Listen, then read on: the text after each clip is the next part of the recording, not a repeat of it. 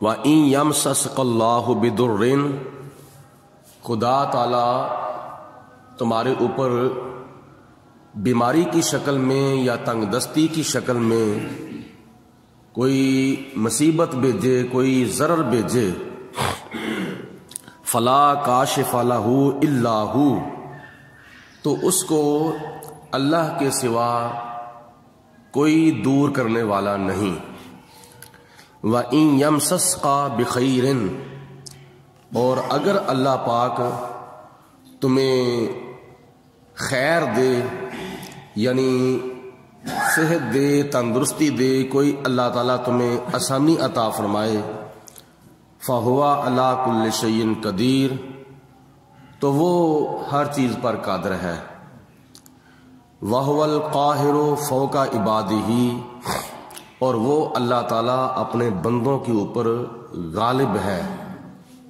وَهُوَ الْحَكِيمُ الْخَبِيرُ، اور وہ اللہ تعالیٰ بے شمار حکمتوں والا بھی ہے اور تمہارے کاموں کی خبر بھی رکھنے والا ہے۔ ان دونوں آیتوں میں اللہ تعالیٰ نے اپنی عظمت، اپنی شان، اپنی تعریف اور اپنی حمد اور اپنی ثنا اور اپنی قدرت کاملہ کے کرشمے بیان فرمائے ہیں۔ اے میرے بندے، اگر میری طرف سے تمہارے اوپر کوئی امتحان آ جائے، کوئی مصیبت آ جائے، کوئی آزمائش آ جائے، تو اس کو اللہ کے سوا کوئی بھی دور کرنے والا نہیں۔ اس کا مطلب یہ ہے کہ اللہ کے سوا کوئی ذاتی طور پر کسی کے اندر اتنی طاقت نہیں ہے کہ کوئی ذاتی طور پر اللہ تعالیٰ کا بھیجا ہوا کوئی امتحان یا اللہ تعالیٰ کی بھیجی ہوئی کوئی مصیبت تم سے دور فرمائے۔ ایک مسئلہ ہوتا ہے ذات کا، ایک مسئلہ ہوتا ہے عطا کا۔ اللہ پاک کے مد مقابل مطلب یہ ہے کہ جن بتوں کو کافر لوگ پوجتے تھے، ان کی پوجا کرتے تھے، جھوٹے خداؤں کی، یا نمرود اللہ کے مد مقابل خدا بن بیٹھا تھا، یا فرعون اللہ کے مد مقابل خدا بن بیٹھا تھا، تو وہ اللہ تعالیٰ کا بھیجا ہوا کوئی امتحان جو ہے وہ دور نہیں کر سکتے تھے ذاتی طور پر۔ رہی بات عطا کی، تو خدا نے اپنے نبیوں کو بھی اپنے اختیارات عطا فرمائے ہیں، ولیوں کو بھی اختیارات عطا فرمائے ہیں، بلکہ حدیث پاک میں آتا ہے کہ دعا سے مصیبتیں ٹل جاتی ہیں، مشکلیں حل ہو جاتی ہیں۔ اور قرآن پاک میں اللہ تعالیٰ فرماتا ہے کہ وَمَا نَقَمُوا إِلَّا أَغْنَاهُمُ اللَّهُ مِنْ فَضْلِهِ، کہ ان کو یہی برا لگا تھا کہ اللہ نے ان کو غنی کر دیا ہے اور اللہ کے رسول نے ان کو غنی کر دیا ہے۔ یعنی اللہ تعالیٰ بھی غنی کرتا ہے ذاتی طور پر، اللہ کے پیارے رسول علیہ الصلوۃ والسلام بھی غنی کرتے ہیں اللہ تعالیٰ کی عطا سے۔ تو خدا تعالیٰ بھی غنی کرتا ہے، خدا کے رسول بھی غنی کرتے ہیں۔ فرق یہ ہے کہ اللہ تعالیٰ غنی کرنے کے لیے کسی سے کچھ لیتا نہیں، اور نبی پاک علیہ السلام جب اپنے صحابہ کرام میں سے کسی کو غنی کرتے ہیں تو وہ اللہ تعالیٰ کی عطا سے غنی کرتے ہیں۔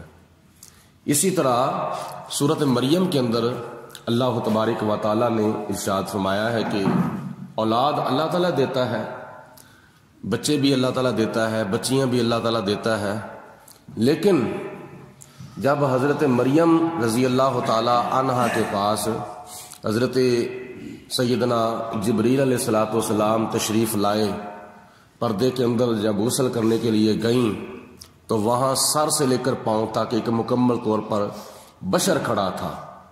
فَأَرْسَلْنَا إِلَيْهَا رُوحَنَا فَتَمَثَّلَ لَهَا بَشَرًا سَوِيًّا، اللہ تعالیٰ نے حضرت جبریل علیہ الصلوۃ والسلام کو مکمل طور پر بشر بنا کر بھیجا تھا۔ یعنی جبریل علیہ السلام نور ہے، لیکن بشریت کی شکل میں بشریت کا لبادہ پہن کر حضرت مریم رضی اللہ تعالی عنہا کے پاس آئے۔ تو جناب مریم نے اللہ تعالیٰ کی بارگاہ میں عرض کی، یا پروردگار عالم میں تیری پناہ چاہتی ہوں، اگر اس کی نیت میں کوئی فطور ہے تو یا اللہ میں تیری پناہ چاہتی ہوں۔ تو جناب جبریل علیہ السلام فرماتے ہیں کہ میں تیرے رب کی طرف سے آیا ہوں، اور میں کیوں آیا ہوں؟ لے آہا بالا کی غلامن زکیہ، میں تمہیں پاک بیٹا دینے کے لیے آیا ہوں۔ وہ بیٹا کیا دیا تھا؟ حضرت جبریل علیہ السلام نے حضرت مریم کو پھونک ماری تھی، دم کیا تھا، جس کی وجہ سے جناب مریم کو اللہ تعالیٰ نے حضرت عیسیٰ علیہ السلام کی امید لگا دی تھی، یعنی عیسیٰ علیہ السلام پیدا ہوئے ہیں بغیر باپ کے پیدا ہوئے ہیں۔ تو جبریل علیہ السلام نے جو نسبت کی ہے وہ اپنی طرف کی ہے، لے آہا بالا کی غلامن زکیہ، میں تمہیں پاک بیٹا دینے کے لیے آیا ہوں، حالانکہ بیٹا اللہ تعالیٰ دیتا ہے۔ تو جبریل علیہ السلام اگر کہہ رہے ہیں تو وہ اللہ تعالیٰ کی عطا سے کہہ رہے ہیں، میں تمہیں اللہ کی عطا سے بیٹا دینے کے لیے آیا ہوں۔ تو یہ حضرت جبریل علیہ السلام نے نسبت مجازی اپنی طرف کی ہے، اور خدا کی طرف نسبت حقیقی ہوتی ہے، یعنی حقیقت میں دینے والا خدا ہے، بیٹیاں بھی اور بیٹے بھی، اولاد بھی۔ لیکن قرآن پاک میں یہ جو جبریل علیہ السلام اپنی طرف نسبت کر رہے ہیں تو یہ نسبت مجازی ہے، یعنی اللہ تعالیٰ کی عطا سے جبریل علیہ السلام دیتے ہیں۔ تو یہی فرق ہے ذات میں اور عطا میں۔ تو خدا کی ذات بابرکات نے اپنے نبیوں کو بھی طاقت عطا فرمائی ہے، اپنے ولیوں کو بھی طاقت عطا فرمائی ہے۔ اسی طرح قرآن پاک میں کافی مثالیں اس طرح کی موجود ہیں۔ حضرت عیسیٰ علیہ السلام فرماتے ہیں کہ وَأُبْرِئُ الْأَكْمَحَ وَالْأَبْرَصَ، میں مادرزاد اندھوں کو درست بھی کرتا ہوں اور کوڑوں کو درست کرتا ہوں، یعنی ان کو میں شفا دیتا ہوں، ان کو میں شفا یاب کرتا ہوں، دم کرتا ہوں، ان کی آنکھوں کے اوپر میں اپنا ہاتھ پھیرتا ہوں۔ اللہ تعالیٰ مادرزاد اندھوں کو آنکھیں عطا فرماتا ہے، اگر کوئی کوڑا ہوتا ہے تو اس کے جسم کے اوپر میں ہاتھ پھیرتا ہوں، دم کرتا ہوں تو اللہ تعالیٰ اس کو شفا عطا فرما دیتا ہے۔ یہ بھی عیسیٰ علیہ السلام نسبت اپنی طرف کر رہے ہیں کہ میں دیتا ہوں شفا اور آنکھیں اللہ تعالیٰ کے حکم سے۔ وَأُبْرِئُ الْأَكْمَحَ وَالْأَبْرَصَ، آگے فرمایا وَأُحْيِي الْمَوْتَى بِإِذْنِ اللَّهِ، میں اللہ کے حکم سے مردوں کو زندہ کرتا ہوں، زندہ کرتا ہوں مگر اللہ تعالیٰ کے حکم سے کرتا ہوں، یعنی اللہ کی عطا سے کرتا ہوں۔ وَأُحْيِي الْمَوْتَى بِإِذْنِ اللَّهِ، اور وَأُنَبِّئُكُم بِمَا تَأْكُلُونَ وَمَا تَدَّخِرُونَ فِي بُيُوتِكُم، میں اس چیز کی بھی، اس کھانے کی بھی تمہیں خبر دیتا ہوں جو تم کھا کے آتے ہو اور جو تم اپنے بچوں سے چھپا کے آتے ہو، میں تمہیں ان کھانوں کی بھی خبر دیتا ہوں۔ یہ جناب عیسیٰ علیہ السلام کا علم غیب ہے، جو کہ اللہ کے حکم سے عیسیٰ علیہ السلام اللہ کی عطا سے غیب کی خبریں دے رہے ہیں۔ یہ مسئلہ ہے عطا کا اور یہ مسئلہ ہے ذات کا۔ تو اللہ فرماتا ہے کہ ذاتی طور پر میرے سوا تمہارے اوپر آئی ہوئی مصیبتیں کوئی بھی دور نہیں کر سکتا، کوئی بھی نہیں ٹال سکتا۔ رہی بات عطا کی تو اللہ تعالیٰ کے نیک بندے ہیں، ان کی دعاؤں سے مصیبتیں بھی ٹلتی ہیں، ان کی دعاؤں سے مشکلیں بھی حل ہوتی ہیں، اور ان کی عطاؤں سے، ان کی دعاؤں سے اللہ پاک کیا نام ہے کافی آسانیاں عطا فرماتا ہے۔ جیسے کہ صورت توبہ میں آتا ہے کہ جب نبی پاک علیہ السلام نے مکے کے کافروں کو دعوت اسلام دی، دعوت توحید دی، تو کئی ضدی کافر بھی تھے، کئی انصاف پسند کافر ایسے تھے، منصف المزاج ایسے کافر تھے کہ جو نبی پاک علیہ السلام کے معجزات دیکھتے تھے اور وہ کلمہ پڑھ کے مسلمان ہو جاتے تھے۔ عیسائیوں میں بھی کئی ایسے منصف المزاج تھے، یہودیوں میں کئی ایسے منصف المزاج تھے جو انصاف پسند تھے اور جو حق کی اور باطل کی پہچان کرتے تھے، جنہوں نے تورات انجیل زبور کے اندر پڑھا تھا نبی پاک علیہ السلام کی علامتوں کے بارے میں کہ ایک اللہ کے سچی رسول تشریف لائیں گے، وہ تو کلمہ پڑھ کے مسلمان ہو گئے۔ لیکن کئی ضدی عیسائی، کئی ضدی یہودی، کئی ہٹ درم کافر اور مشرک تھے، انہوں نے آگے سے چیلنج کر دیا، اللہم ان کان ھذا ھو الحق من عندک فامطر علینا حجارۃ من السماء او ائتنا بعذاب علیم۔ کافروں نے آگے سے کہا کہ اے اللہ، اگر یہ تیرا سچا کلام ہے، اگر حضرت محمد مصطفیٰ صلی اللہ علیہ وسلم تیرے سچے نبی ہیں، اگر تیرے سچے نبی ہیں اور ان کے اوپر نازل ہونے والی کتاب اگر تیری سچی کتاب ہے تو ہم نے اس کو نہیں ماننا، ہم نے اس کو نہیں ماننا، ہم نے کتاب کو بھی نہیں ماننا، صاحب کتاب کو نہیں ماننا، ہم نے قرآن کو بھی نہیں ماننا، صاحب قرآن کو نہیں ماننا۔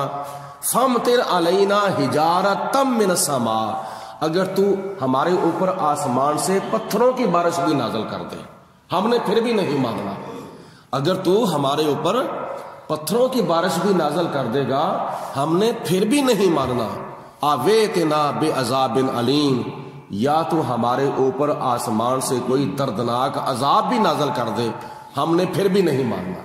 دو چیلنج کیے کافروں نے اللہ تعالیٰ کو۔ اب کوئی بندہ کہے کہ اس وقت عذاب نہیں آیا تھا، اس کا مطلب ہے اللہ تعالیٰ کمزور ہے؟ نہیں، اللہ تعالیٰ تو ساری طاقتوں کا مالک ہے، ساری طاقتوں کا خالق ہے۔ خدا چاہتا حضرت جبریل علیہ السلام کو حکم دیتا، جبریل علیہ السلام کے ایک پر مارنے کی دیر تھی، منٹوں سیکنڈوں کے اندر سارے دنیا کے کافر جو تھے وہ نیست و نابود ہو سکتے تھے، تباہ و برباد ہو سکتے تھے، لیکن اللہ تعالیٰ کی ذات نے ایسا نہیں کیا، آگے سے درگزر کیا ہے۔ کافروں نے دو چیلنج کیے کہ اے رب، اگر تو ہمارے اوپر آسمان سے پتھروں کی بارش بھی نازل کر دے یا ہمارے اوپر کوئی دردناک عذاب بھی لے آ، ہم نے پھر بھی تیرے نبی کو نہیں ماننا۔ تو اللہ تعالیٰ نے فرمایا کہ اے میرے محبوب علیہ السلام، میں نے ان کو عذاب نہیں بھیجنا۔ کیوں نہیں بھیجنا؟ اس لیے ما کان اللہ لیعذبہم وانت فیہم، اے میرے محبوب میں ان کو عذاب نہیں دوں گا۔ کیوں؟ اس لیے میرے محبوب تو ان کے اندر تشریف فرما ہے، تیرے قدموں کی برکت سے، تیرے تشریف فرما ہونے کی برکت سے میں ان کو عذاب نہیں دوں گا۔ یہ نبی پاک علیہ الصلوۃ والسلام کے حاضر و ناظر ہونے کی برکت ہے کہ خدا تعالیٰ نے ان کے اوپر عذاب نہیں بھیجا تھا، ورنہ انہوں نے تو کسر نہیں چھوڑی تھی اللہ تعالیٰ کو چیلنج کرنے میں۔ دو چیلنج جب انہوں نے کر دیے تو خدا تعالیٰ پھر اللہ تعالیٰ قہار بھی ہے، جبار بھی ہے اور ساری طاقتوں کا مالک بھی ہے، لیکن کیوں نہیں عذاب دے رہا؟ اس لیے کہ میرے محبوب علیہ السلام ان کے اندر تشریف فرما ہے۔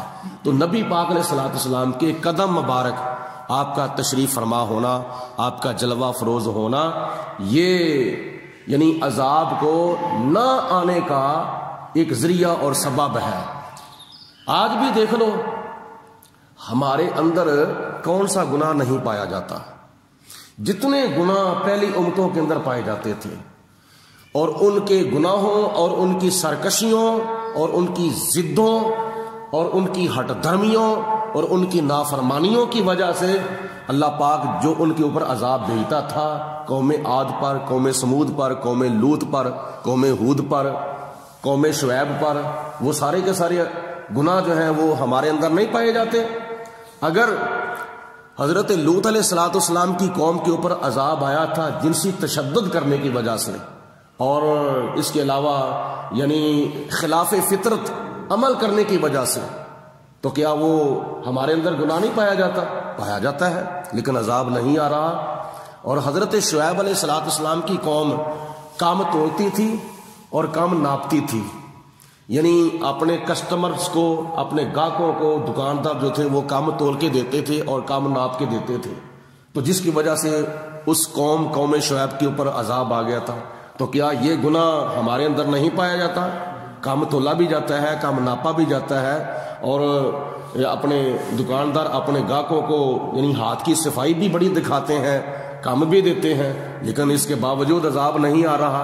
اسی طرح قوم موسیٰ کے اوپر جو عذاب آیا تھا وہ ان کی نافرمانیوں کی وجہ سے آیا تھا، قوم بنی اسرائیل پر۔ فرعون اور فرعونیوں کے اوپر جو عذاب آیا تھا وہ ان کی گناہوں کی وجہ سے آیا تھا، قوم عاد پر، قوم سمود پر، قوم لوط پر، قوم صالح پر۔ یہ سارے کے سارے گناہ ہمارے اندر نہیں پائے جاتے ہیں، اس کے باوجود عذاب نہیں آ رہا۔ وجہ کیا ہے؟ نبی کریم صلی اللہ علیہ وآلہ وسلم کے قدموں کی برکتیں ہیں کہ خدا تعالی ہمارے اوپر اس طرح کے عذاب نہیں بھیج رہا، ورنہ گناہوں کے اندر کسر اس امت نے نہیں چھوڑی۔ تو یہ نبی پاک علیہ الصلوۃ والسلام کے حاضر و ناظر ہونے کی برکت ہے۔ دم بدم پڑھو درود، حضرت بھی ہیں یہاں موجود، یعنی محمد مصطفیٰ صلی علی نبینا صلی علی محمد۔ تو خدا بند قدوس کی ذات بابرکات کا خوف کرنا چاہیے، اللہ تعالیٰ کا ڈر اپنے اندر پیدا کرنا چاہیے، اور ہر وقت ہر جگہ پہ اللہ تعالیٰ کی ذات کا بندہ خوف کرے اور خدا سے ڈرے۔ کافی حد تک بندہ گناہوں سے بچ جاتا ہے۔ روزے کے دوران اگر کوئی بندہ پانی نہیں پیتا، کھانا نہیں کھاتا، روزہ نہیں توڑتا، اس کا یقین کامل ہوتا ہے کہ میرا رب مجھے دیکھ رہا ہے۔ بھائی اللہ کے بندو، اگر روزے کے دوران تو پانی پیے، کھانا کھائے، اکیلے میں جا کر، تنہائی میں جا کر، تو تیرا رب تجھے دیکھ رہا ہے، تو کیا دوسرے گناہ کرتے وقت اللہ تعالیٰ نہیں دیکھتا؟